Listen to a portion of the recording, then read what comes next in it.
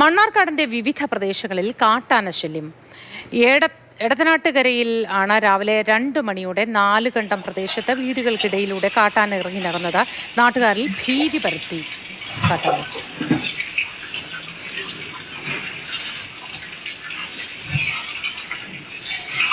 വിവരങ്ങൾ ഗോകുൽ VS നൽകും. ഗോകുൽ, കാട്ടാന നിരന്തരം ഇറങ്ങുന്ന ഒരു ഇടമാണോ അത്? ദൃശ്യങ്ങളിൽ ഒന്നിലേറെ കാട്ടാനകൾ ഉള്ളതായി തോന്നുന്നു. എന്താണ് അവസ്ഥ?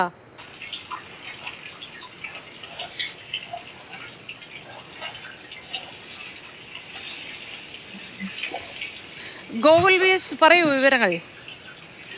എടത്തനാട്ടുകര മേഖലയിലാണ് വിവിധ പ്രദേശങ്ങളിൽ ഇങ്ങനെ ആന ഇറങ്ങുന്ന ഒരു പ്രശ്നമുള്ളത്.